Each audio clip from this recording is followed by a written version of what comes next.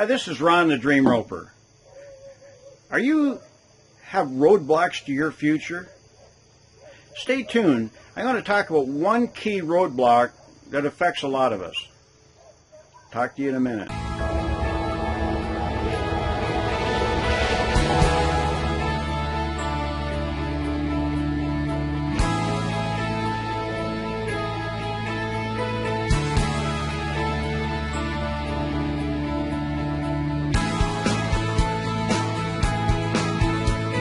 Okay, this is Ron, the Dream Roper. What kind of roadblocks to your future am I talking about?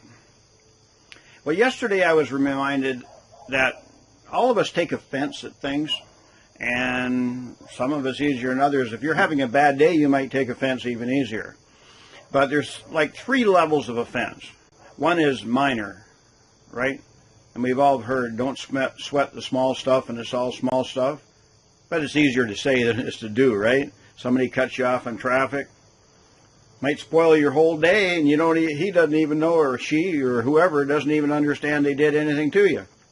The second is what I call more medium, or something that causes disruption to your life and unpleasant, etc.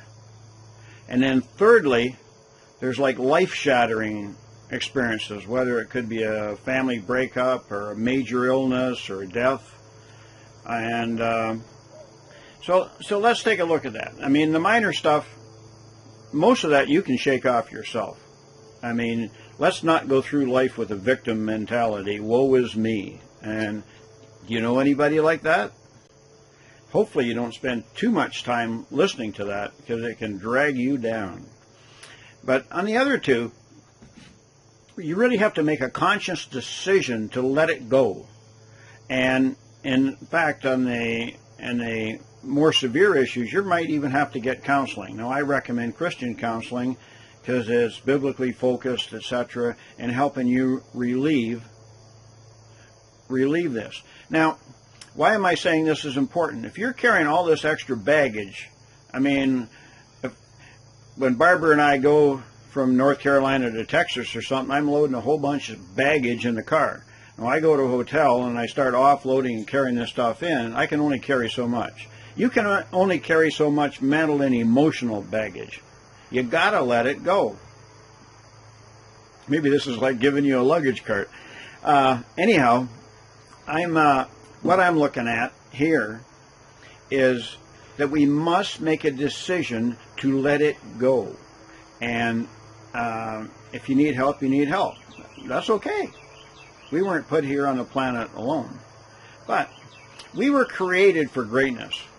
And if we're allowing our past to bog us down where we can't move towards our future, then we need to actively do something about it, right?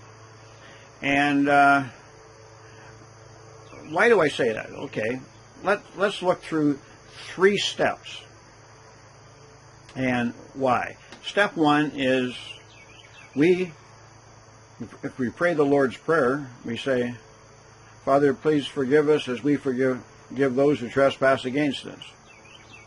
That makes sense, right? So we can't expect to be forgiven if we don't forgive others. That's pretty straightforward. And, unforgiveness, as you've heard it said, is like a poison that you drink yourself hoping that the other person dies. Now, how dumb is that, right? And thirdly, what better model is Jesus himself when he stripped all that.